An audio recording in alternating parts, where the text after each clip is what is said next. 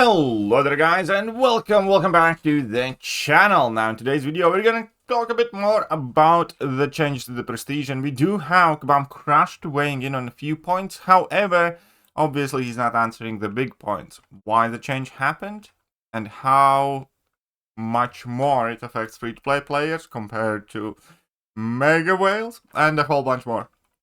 But hello, a couple of things to consider as we move into this new world. Everybody's prestige dropped. The average drop for a top 100 alliance was over 5,000. I think our prestige dropped about 5,000, but that, yeah, obviously I think, you know, the lower the initial one was, the bigger the drop, but I know exactly, but that sounds about right. About 5,000 drop is kind of an average. An average player drop that I have seen, the whaliest of the whales only lost 3 to 4k prestige, if that. And then I have seen somebody who lost 11k prestige. So there is a very huge variance in how this change affected your prestige and also your relative ranking in terms of prestige. There are no reward tiers in the new EQ. The numbers you saw on the live stream are sample prestige numbers to demonstrate how rewards change. Most of the rewards are tuned on a continuous curve. Obviously, some items like 6 stones that can't be divided any further unlock at various thresholds. Some of the rewards have an end to the curve. Some of them curve beyond the top prestige in the game. This is what we meant by making sure the EQ rewards never outdated again. We want them to scale as summoners do forever.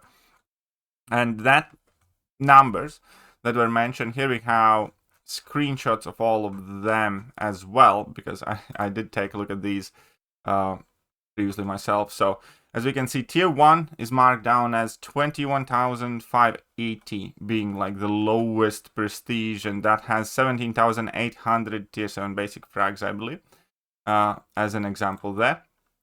Then we had tier 2 with 23,000, but again, it apparently isn't divided in tiers, so I'm not entirely sure what to make out of it. Your tier 3 with 24,670, again slightly better rewards. Your 25 with 870, 25,870 for tier 4. And the highest one that was showcased there was tier 7, I believe, with 29,830. And the rewards there do vary quite drastically in terms of tier 7 basic, in terms of Titan shards, in terms of 6 stones. So once that one actually goes live, I will be more than interested to see exactly how it scales, and I'm gonna need your help there as well. You guys letting me know the most, you know, your prestige and the rewards that you see, because a lot will depend on whether the scaling is significant, and so far it does look quite significant. For instance, if you're gaining, like, I don't know, a tier 7 basic and somebody else is gaining like 10k tier 7 basic shards every month, obviously that does affect growth quite a lot, not to mention Titan shards, the rest of the resources for relics, because there do seem to be quite a lot of relic based resources. I like Big Blue Ox with a bit of sound. Good thing there has been a steady stream of information and communication to help with the change management, because there are zero details until the content goes live, which is kind of mind-blowing to me. But then to further on, what I want to say, I'm curious about what meant by some of the curve begin beyond the top prestige in the game is presumably scaling like rank 5s. Yeah, again, how far does it curve? That is a very interesting point there. Gosh, said major how accurate screenshots are. I really miss the reward tables being released. Absolutely. I mean, that would at least either calm a lot of people down or tell us exactly where we stand. So obviously this is a fairly major change. The way it's looking right now, Elder difficulty only exists to justify distract from the switch in prestige calculations. Although Elder difficulty was announced a while back, I would guess the idea of top 30 prestige came long before, because AQ is not the draw it used to be. You needed something else to time the prestige to entice players, hence the Elder difficulty. I would also guess that the actual main reason for the top 30 shift is to encourage spending on bi-weekly champion release bundles. That's probably quite right. Or at the very least on all the big sales and stuff. Also, because now, like, the amount of rank 4s all of a sudden matter so much more. That's another huge point. Because previously, if you had, 5 rank 4s, in theory, you could have a very, very high prestige if you ranked up the right champions. Now, if you have 15 rank 4s and somebody has 25, you just have no chance of having higher prestige, even if, your individual champions are of the higher prestige overall. So, this is a massive shift, for sure. It is absolutely not in favor of low spending or free-to-play players. It is going to be crucial how this transaction goes, because this has the gravity to influence the longevity of the game or its people's activities and spending habits, because there's always the intended consequence where everybody does what Kabam does, but there's always the secondary and tertiary reactions to these type of things, and undoubtedly this is one of those things that just makes a lot of people drop their hands and kind of go, what's the point? Or people who previously spent trying to keep up, realizing that that's not possible any longer, because there have been many things like that happening recently when it comes to the monetization of the game.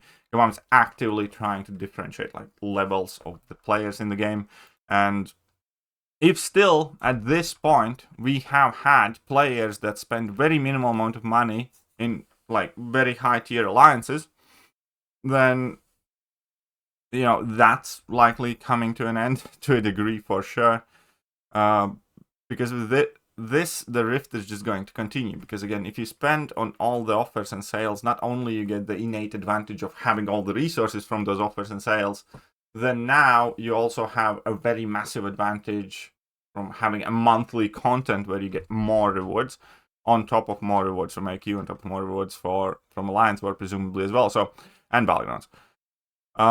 So it does feel like it's a cascading effect that's designed for keeping active but low spending players at the bottom, and effectively just ensuring the wealthiest remain up top, regardless of their individual decisions or their ability and stuff like that. Good. So it is a huge change. It is a brand new world, and it is a huge change. And I understand why Kabam Crashed is not addressing points like impact and free-to-play players, because it's huge and it's shit. Unless there are some drastic measures taken, objectively, there is no way how this can be put in a light that kind of like is beneficial for a majority of the player base. And you also understand why many of the content creators are not covering it, and why a lot of people will say it's a good thing, right? And it's the game must adapt, the game must evolve. Let's just wait and see. Maybe this works out for the better.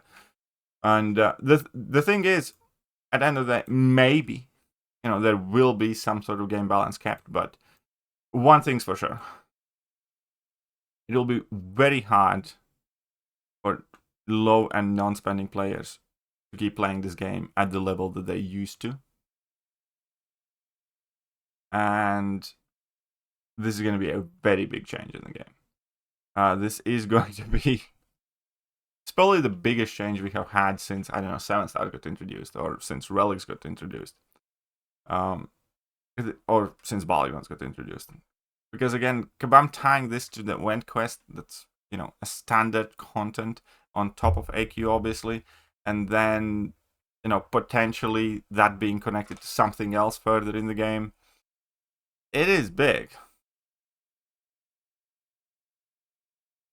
And people are reacting to it.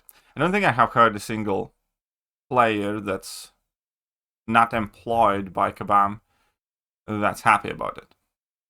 I think that's the way to put it. I don't think I have heard a single chat in the LAN chat rooms or, in live streams of anybody praising this or trying to defend it, aside from people with direct monetary involvement with Kabam. So, make of that what you will. I'll catch you guys soon. Bye-bye. Hello there, guys, and welcome back to the channel. So, we have